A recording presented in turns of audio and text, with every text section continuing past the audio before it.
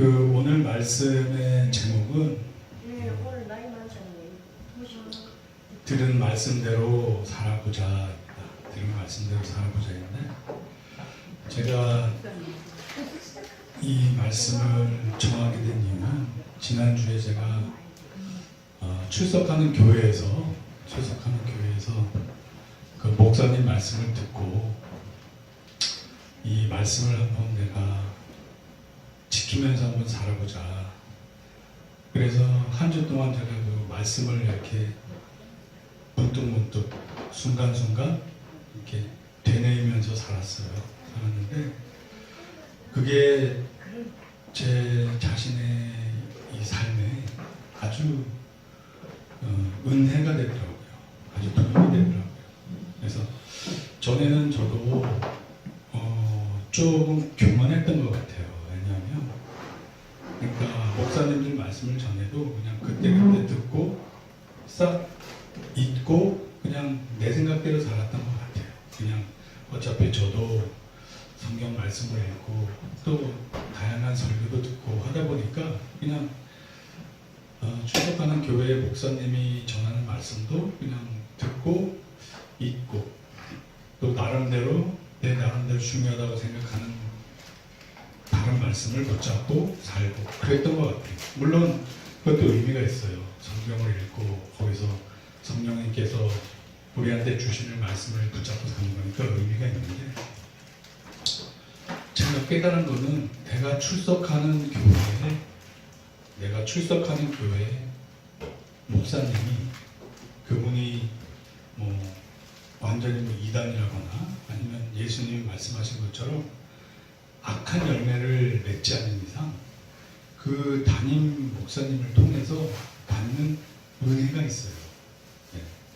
그 목사님을 통해서 우리한테 필요한 말씀을 전해주세요. 그걸 제가 깨달았어요. 그래서 지난주에 제가 출석하는 그 교회 목사님 말씀을 예배 중에 성령님께서 새겨 들으라 이런 마음을 주셔서 새겨 듣고 한 주 동안 그 말씀을 되뇌이면서 살아보니까 일주일이 참 은혜가 됐던 것 같아요.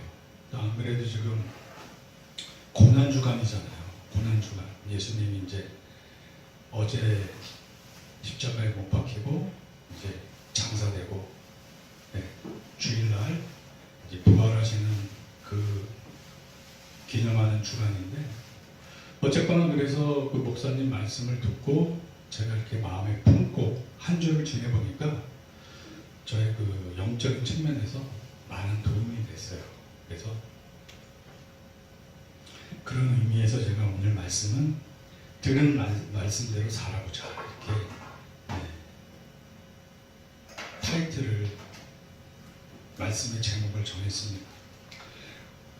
주제 성구는 로마서 10장 17절 말씀인데요.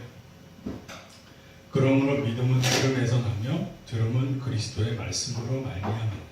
그러니까 우리가 말씀을 들을 때 믿음이 성장을 해요. 근데 말씀을 듣기만 해서는 안 되겠죠. 왜냐하면 이게 삶에 적용이 필요해요. 물론 말씀 들으면 그 성경 지식에 대해서 머리는 계속 자라요. 말씀을 많이 들으면 들을수록 반복해서 듣다 보니까 말씀을 알게 돼요. 깨닫게 돼요. 근데 문제는 이 내가 들은 말씀을 어떻게 적용을 하고 현실에서 살 것인가, 이게 중요합니다. 그래서 야고보서 2장 26절 말씀에는 영혼 없는 몸이 죽은 것 같이 행함이 없는 믿음은 죽은 것이라. 근데 이게 내가 억지로 막 한다고 해서 잘 되지는 않잖아요. 그래서 항상 성령님을 의지하면서 하나님 도와주세요. 주님 뜻대로 살고 싶어요. 제가 이렇게 담임 목사님 말씀을 통해서 이렇게 받았는데 이것을 실천하면서 살 힘이 없어요. 저를 도우셔서 제가 주님 뜻대로 살 수 있게 인도해 주세요. 이렇게 주님을 의지하면서, 이게 어떻게 보면 영적 전쟁이에요. 막 몸부림치면서 영적 전쟁을 치르다 보면 우리가 육신도 훈련을 하면 점점 강건해지듯이 영도 마찬가지예요. 그러면 점점 주님 뜻대로 살 수 있게 돼요. 점점 살 수 있게 돼요. 그래서 마음으로만, 특히 우리 형제님들 아리따운 이성을 보고 음욕을 품어도 가늠이라고, 전에는 그런 유혹에 쉽게 넘어갔더라도 그런 빈도수가 점점 줄단 말이에요. 그리고 형제를 미워해도 살인죄인데, 우리 자매님분들 사회생활하다 보면 순간순간 욱하고 올라올 때가 많잖아요. 욱하고 올라와서 미워하면 그게 다 살인죄란 말이에요. 내 마음에 설령 안 들지라도, 그래서 주님 뜻대로 내 마음을 컨트롤하다 보면 그런 죄 짓는 빈도수가 점점 줄게 돼요. 네, 그래서 예수님처럼 성화가 되죠. 그래서 우리가 주님을 닮아갈 때 항상 사탄이 우리의 성장을 방해하기 위해서 공격을 해요. 네, 그럴 땐 이겨내야죠. 믿음의 방패, 성령 곧 말씀의 검, 성령의 검, 곧 하나님의 말씀, 구원의 투구, 의의 흉배, 진리의 허리띠, 복음의 신을 신고, 그러니까 이 주님 말씀으로, 주님 뜻으로 내 삶을 어떻게 적용할 것인가 이렇게 생각해서 중무장을 하면 점점 이겨내게 돼요. 그래서 극복하게 됩니다. 네, 그래서 저나 우리 이곳에 있는 형제자매님들이 이렇게 주님 뜻대로 성령님을 의지해서 살면서 점점 성화되시기를 축복합니다. 아멘. 이제 보통 저나 이제 그 목회하시는 목사님들, 주의 종님들은 주님을 사랑하는 만큼, 주님을 사랑하는 크기만큼 목양을 하게 돼 있어요. 그게 왜 그러냐면 요한복음 21장 15절에서 17절 말씀을 보면, 요한의 아들 시몬아, 내가 이 사람들보다 나를 더 사랑하느냐 하시니 이르되 주님 그러하나이다. 내가 주님을 사랑하는 줄 주께서 아시나이다. 이르시되 내 어린 양을 먹이라 하시고. 그러니까 너가 날 사랑하냐? 내 사랑합니다. 그러면 내 어린 양을 먹이라. 너가 날 사랑하는 만큼 성도님들을 목양해라, 이 뜻이에요. 근데 이거를 2번 더 반복하잖아요. 3번 하시잖아요. 너가 나를 사랑하느냐? 그렇습니다. 내 양을 치라. 이때 막대기로 막 때리라는 얘기 아니에요. 내 양을 치라. 농담이고. 그리고 또 한 번 더 물어보시잖아요. 내가 나를 사랑하느냐? 했더니 베드로가 좀 근심스럽게 내가 주를 사랑하는 줄 주님이 아시나이다 그랬더니 내 양을 먹이라 그러시잖아요. 그러니까 결국 이제 이 목회하시는 분들은 하나님을, 주님을 사랑하는 크기만큼 목회하게 돼 있어요. 그 교회 규모 사이즈를 떠나서 하나님을 사랑하는 만큼 그만큼만 목양을 하고 성도님들을 사랑하게 돼 있어요. 그건 어쩔 수가 없어요. 우리는 우리 힘으로 자발적으로 사랑을 할 수 있는 존재가 아니에요, 사실. 성령님께서 우리 안에 사랑의 열매를 맺어주셔야 예수님으로 말미암아 성도님들도 사랑하고 내 아내 동년배들도 사랑하고 서로 사랑할 수 있는 거예요. 내가 아무리 인격적으로 대단한 사람 같아 보여도 몇 번 마찰만 있으면 사람과 사랑하기에는 금방 바뀌어요. 상대방에 대해서 더 이상 사랑하고 싶은 마음이 생기지도 않아요. 그래서 온전한 가정, 온전한 교회를 이루기 위해서는 우리 안에 성령님이 있어야 되고, 그 성령님으로 말미암아 열매를 맺어야 됩니다. 자, 근데 제가 또 여기서 하고 싶은 말씀은, 내가 소속된 교회에 목사님의 말씀을 듣고 행하기 위해서는 그 목사님에 대한 신뢰가 있어야 돼요. 그 목사님에 대해서 삶으로 내가 저분은 정말 내가 신뢰할 만하다. 저분은 정말 주님과 동행하는 분이다. 이런 게 느껴져야 돼요. 그래야 그분의 말씀을 듣고 그분의 말씀대로 살고자 애쓰게 돼요.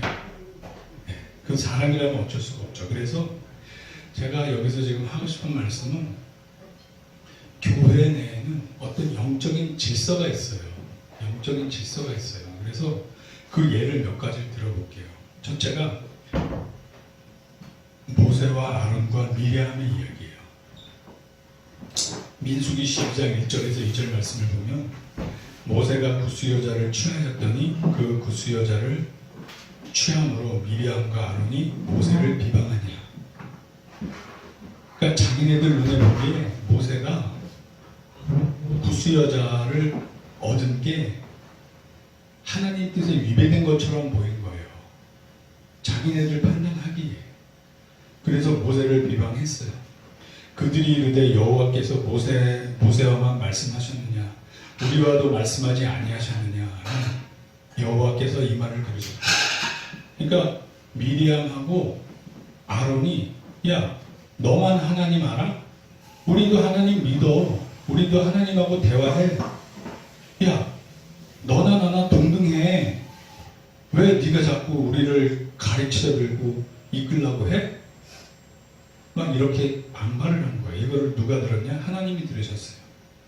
그 민수기 12장 6절에서 8절에 이르시되 내 말을 들으라. 너희 중에 선지자가 있으면 나 여호와가 환상으로 나를 그에게 알리기도 하고 꿈으로 그와 말하기도 하거니와. 저도 이런 은사가 있어서 꿈으로 계시를 받아요. 선지자니까 하나님의 뜻을 전해야 되니까. 그러니까 하나님께서 이렇게 주님의 종으로 사용하기 위해서는 어떤 그런 은사를 주신단 말이에요.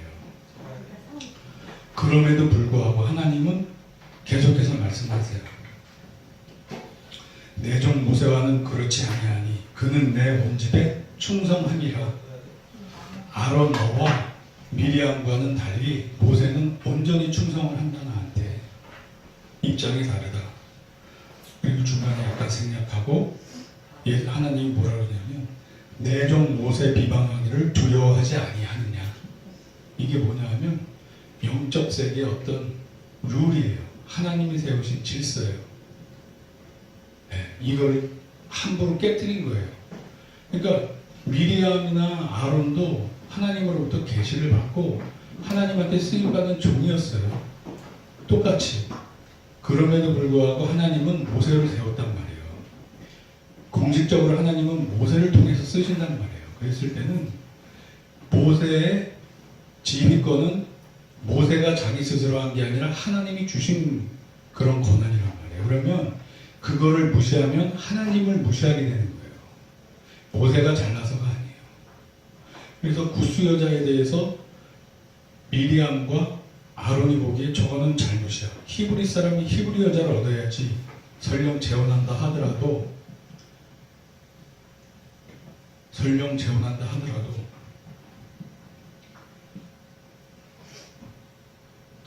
그런데 그게 그들이 함부로 모세를 판단했던 거예요. 사실 출애굽할 때 이스라엘 히브리 민족만 나온 게 아니에요. 출애굽기에 보면 잡족과 같이 나왔다고 그랬어요. 근데 하나님은 어떠신 분이에요? 히브리족을 불러서 아브라함의 자손을 썼지만 이방인들도 히브리인들과 같이 와서 같이 생활하고 같은 믿음을 가질 때는 같은 선택받은 백성으로 인정을 해주시는 분이에요. 그러니까 구스 여자 출애굽할 때 같이 나왔던 피부색이 좀 검고 혈통이 좀 다를지라도 하나님을 섬기고 따를 때는 모세가 충분히 그런 구스 여자와 재혼할 수도 있었어요. 이게 하나님의 관점인데 아론과 미리암은 자기네들 스스로가 더 잘나고 의인으로 착각을 했던 거예요. 하나님의 뜻을 온전히 분별치 못하고 모세를 비난하다가 어떻게 돼요? 미리암 문둥병이 걸렸다고 그랬잖아요. 요즘 말로 하면 아주 악성 피부병이겠죠. 그랬다가 모세가 대신 회개하고 용서를 빌어서 낫게 돼요. 이게 영적 질서가 있는 거예요. 똑같이 다 하나님이 사랑하시고 똑같이 다 선지자로 쓰임 받을지라도 하나님이 공식적으로 세워주신 라인이 있어요.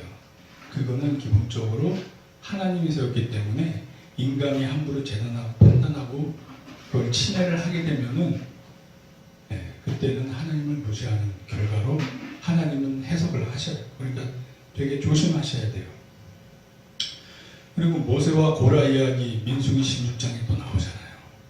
이들이 하는 얘기 충분히 우리가 들어도 현대적으로 지금 입장에서 다 이해가 되는 얘기예요.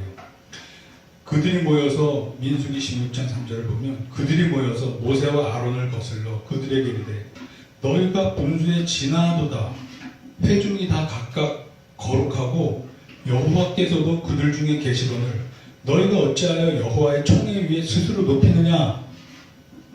야, 이게 요즘 말로 하면 담임 목사님 당신만 주님의 자녀인가요? 우리 회중들도 다 주님의 자녀예요. 우리도 기도하고 응답 받아요. 왜 당신이 자꾸 왜 우리한테 감나라 배나라 하십니까? 이렇게 된 거예요, 사실. 현대식으로 해석을 하면. 그랬더니 하나님은 뭐라고 하세요? 누구 편을 들어주세요? 민수기 26장 9절에서 11절 말씀을 보면 엘리압의 아들은 느무엘과 다단과 아비람이라 이 다단과 아비람은 회중 가운데서 부름을 받은 자들이니 이들도 각자 부름을 받은 사람들이었어요. 이들도 250명도 고라의 무리에 들어가서 모세와 아론을 거슬러 여호와께 반역할 때 땅이 그 입을 벌려서 그 무리와 고라를 삼키매 그들이 죽었고 당시에 둘이 250명을 삼켜 징표가 되게 하였으나 고라의 아들들은 죽지 아니하였더라. 그래서 시편에 보면 고라 자손의 시리가 남아있잖아요. 네. 이런 영적 질서가 있는 거예요. 이거를 인간적인 생각으로 판단해서 함부로 이거를 무시하면 하나님께서 좋게 보시지 않으세요. 또 엘리 제사장과 한나 이야기가 있잖아요. 사무엘상 1장 2장에 보면 사무엘상 1장 17절에서 18절 말씀 보면 엘리가 대답하여 이르되 평안히 가라. 이스라엘의 하나님이 내가 기도하여 구한 것을 허락하시기를 원하노라 하니 이르되 당신의 여종이 당신께 은혜 있기를 원하나이다 하고 가서 먹고 얼굴에 다시는 근심빛이 없더라. 이게 뭐를 뜻하냐면 엘리 제사장이 성경에서 그렇게 인정받는 제사장이 아니에요. 자녀 교육 잘못해서 제사 음식 자녀들이 막 지들 멋대로 막 좋은 거 빼먹고 그래도 제대로 양육 훈육을 못했어요. 그래서 엘리 제사장이 나중에 자식들 죽고 그 소식 듣고 놀래서 의자에서 떨어져 목이 꺾여 죽은 사람이에요. 그러니까 하나님 보시기에 결코 훌륭한 영적 지도자가 아니었어요. 흠결이 많은 영적 지도자였어요. 네, 책망받는 영적 지도자였어요. 그럼에도 불구하고 하나님은 이런 영적 지도자조차 쓰셔요. 퍼펙트하지 않아도 쓰셔요. 한나가 이 엘리 제사장을 통해서 응답을 받고 사무엘을 낳아요. 왜? 하나님이 이 엘리 제사장을 세워놓은 상태에서 공식적으로 하나님이 엘리 제사장을 쳐서 징계해서 죽이기 전까지는 하나님이 세우는 제사장이란 말이에요. 그거를 함부로 하나님이 쓰시고 있는 동안에 함부로 판단을 하면 안 돼요. 그래서 그럼에도 불구하고 사무엘도 엘리 제사장한테 배우잖아요. 사무엘아 했을 때 저 부르셨나요? 그러니까 나 안 불렀는데 너가 하나님한테 기도해봐라. 하나님이 너를 부르신다. 그러니까 영적으로 올바로 서지 못한 지도자조차 하나님이 쓰신단 말이에요. 그러니까 영적 지도자에게는 네가 누구간데 함부로 판단을 하느냐 그런 말씀이 있잖아요. 로마서 14장에 나오죠. 그게 왜 그랬냐면 믿음이 약한 사람은 죄다 음식 먹으면 안 된다고 겁냈어요. 근데 믿음이 있는 사람은 이게 다 하나님한테 기도하고 먹으면 상관없다 그리고 먹었단 말이에요. 영적 지도자가 예를 들어서 먹었다 치면 믿음 없는 그 밑에 성도가 보고 야 저거 영적 지도자가 제사 음식을 먹네? 그리고 함부로 비난을 했단 말이에요. 그러지 말라는 거예요. 왜? 이거는 그렇게 기도하고 먹으면 아무 상관이 없는 거다. 사실 하나님 보시기에 제사 음식 그거 못 먹게 하면 당시에 헬라에서 먹을 음식이 없는 거예요. 사실 그러니까 정말 조심해야 돼요. 그래서 영적 리더가 하는 일을 함부로 판단을 하면은 하나님한테 책망받기 쉬워요. 내가 무엇이라는데 내 종을 판단하느냐? 내 종에 넘어진가 세우는 것은 내가 한다. 내 종에 넘어지고 세우는 것은 내가 한다. 이게 하나님 말씀이신 거예요. 그 주권자는 하나님한테 달린 거예요. 하나님이 그 주권을 행사하시는 거예요. 그거를 함부로 월권을 하면 하나님 보시기에 책망받을 수 있다. 그래서 요즘은 이런 일은 별로 없어요. 아나니아와 삽비라가 자기 재산 좀 감추고 명예를 얻기 위해서 베드로 앞에 갔다가, 초대교회에서는 교회가 세워져야 되기 때문에 함부로 거짓말하는 게 용납이 안 됐어요. 왜냐하면 초창기 초대교회가 막 세워지는 상황에서 성령님을 속이고 함부로 행동을 했다간 교회가 풍지박산이 나서 초대교회가 세워지지 않으면 그 이후의 교회들은 세워질 수가 없기 때문에. 그 베드로가 왜 이 재산이 전에는 네 거였고 지금은 아니냐, 왜 숨기고 왔냐, 네가 나를 속이는 게 아니라 성령님을 속이는 거다 그러고서 그렇게 베드로가 얘기했을 때 그냥 영혼이 떠나가니라. 그러니까 아나니아가 죽었어요. 그분이 삽비라도 따라 죽었어요. 이게 베드로가 잘나고 능력이 있어서가 아니라 하나님의 뜻 안에서 지금 베드로가 초대교회를 세울 때 그래야 될 필요성이 있을 때, 그만큼 주의 종들한테는 하나님이 이렇게 때에 따라서 엄청난 파워를, 대리권을 주신단 말이에요. 네. 지금은 그때와는 상황이 좀 다르죠. 당시에는 옵션이 없었어요. 초대교회가 막 세워질 때라. 지금은 하나님이 세워진 교회들이 너무나도 많고, 그러니까 하나님이 그렇게까지 막 실수하고 욕심을 내서 교회에 거짓말을 했다고 해서 막 그 자리에서 죽이고 이러지는 않았잖아요. 지금은. 그럼에도 불구하고 하나님은 그렇게 주의 종을 사용해서 쓰신다. 네. 자, 그래서 제가 오늘 하고 싶은 말씀은, 목회자를 신뢰하는 만큼 믿음에 유익이 된다. 믿음에, 아멘, 유익이 된다. 그래서 내가 지금 출석하는 교회에 담임하시는 목사님의 말씀을, 그분의 말씀을 믿고 신뢰하고 그 말씀에 순종하고 따라서 내가 내 삶에 적용을 할 때 믿음이 자라요. 히브리서 13장 17절 말씀을 보면, 너희를 인도하는 자들에게 순종하고 복종하라. 그들은 너희 영혼을 위하여 경성하기를 자신들이 청산할 자인 것 같이 하느니라. 그들로 하여금 즐거움으로 이것을 하게 하고 근심으로 하게 하지 말라. 그렇지 않으면 너희에게 유익이 없느니라.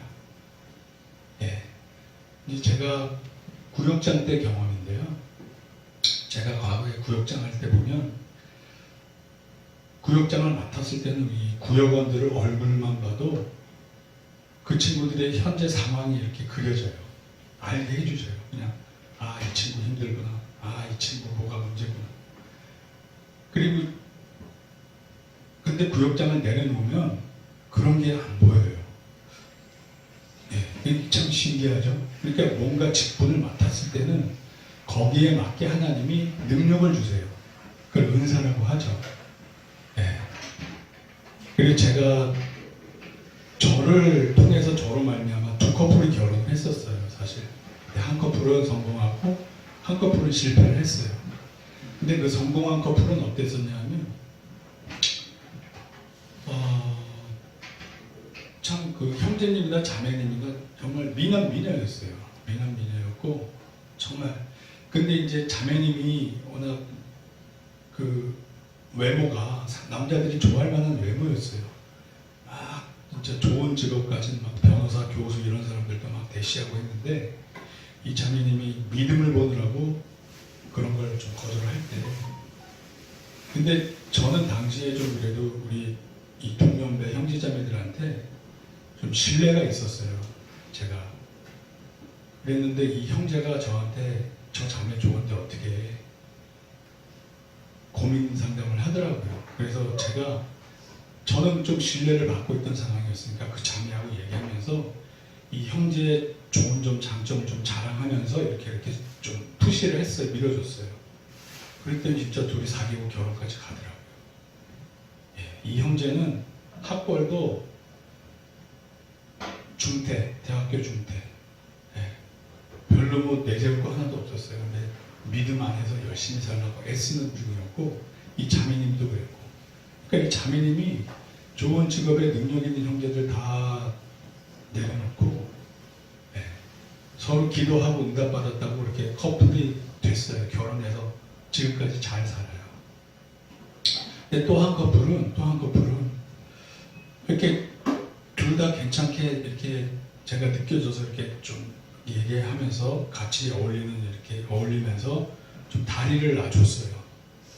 그랬는데 어느 순간 좀 아닌 것 같다는 생각이 들더라고요. 제가 하나님이 깨닫게 해주셨겠죠. 그래서 좀 아닌 것 같다 하고 좀 막으려고 했어요. 근데 그 둘이 이미 좋아했어요. 이미 좋아지니까 제가 중간에서 막으려고 했더니 저를 그냥 배제시키고 자기들끼리 좋아하다가 그냥 결혼을 딱 해버리더라고요. 그리고 얼마 못 가서 6개월 만에 혼인신고도 하기 전에 그냥 헤어졌어요. 그리고 아직까지도 그 형제는 장가를 못 가고 있더라고요. 그러니까 그 영적 리더한테 하나님이 어떤 그런 상황에 따라서 그런 분별력을 주시고 인도를 해주셔요. 그러니까 그 친구가 저를 좀 더 신뢰하고 제가 이렇게 카팅할 때 스톱했으면 정말 자기한테 맞는 자매를 만나서 정말 자기한테 맞는 자매를 만나서 이렇게 아픔 없이 잘 결혼생활 유지할 수도 있었을 텐데, 그래서 영적 리더 주의 종들하고의 관계가 좋으면 그게 다 자기의 복으로 가요. 사실 그래서 갈라디아서 6장 6절에 보면 이런 말씀이 있어요. 가르침을 받는 자는 말씀을 가르치는 자와 모든 좋은 것을 함께 하라. 이거는 성령님을 통한 사도 바울의 이야기예요.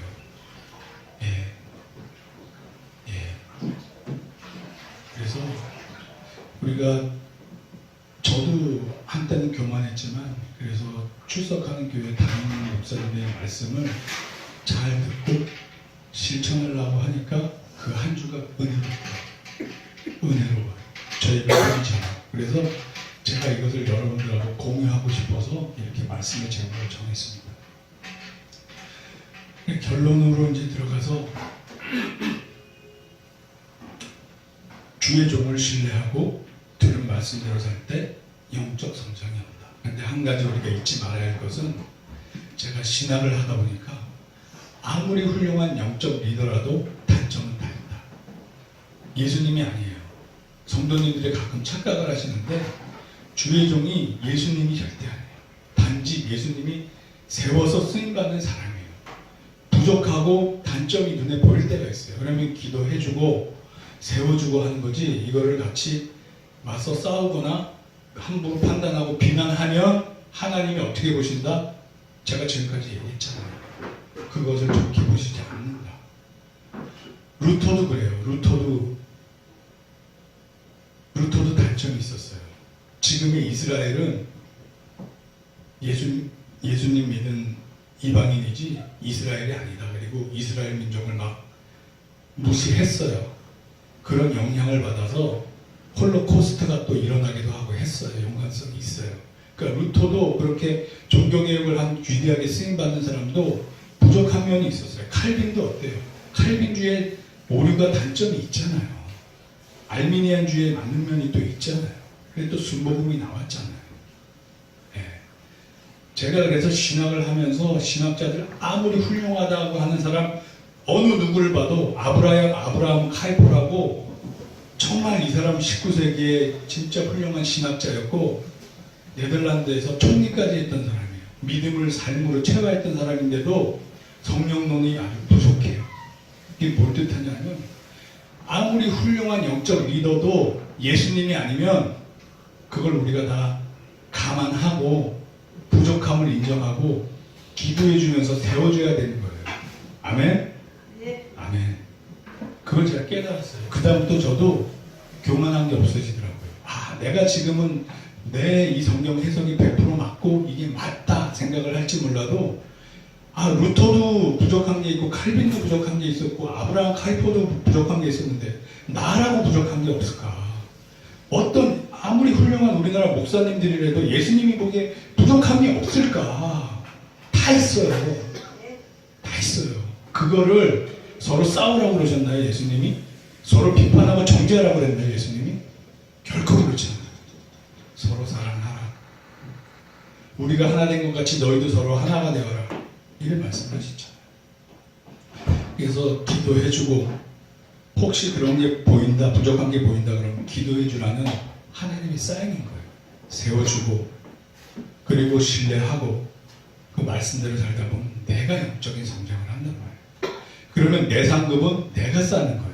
하나님 보시기에 내가 그런 올바른 믿음 생활을 했을 때 나중에 하늘나라 가서 하나님 주님한테 인정받는 거는 다예요. 다. 아멘? 네. 아멘. 그래서 저와 여러분들이 그런 믿음을 가지시길 바라고 또 이렇게 주님 뜻대로 살 때 눈과 마음이 열려서 합당한 배우자도 만나게 돼요. 여러분 꾸준히 나오셔요. 첫 술에 배부를 수가 없어요. 꾸준히 나오시면 합당한 사람을 만나게 돼요. 합당한 사람을 만나게 돼요. 그래서 여러분들도 인내심을 가지고 꾸준히 나오셔서 이곳에서 교제를 하시고 친해지시다 보면 어느 순간 눈이 딱 열려서 서로 돕는 대표를 만나게 되실 줄 믿습니다.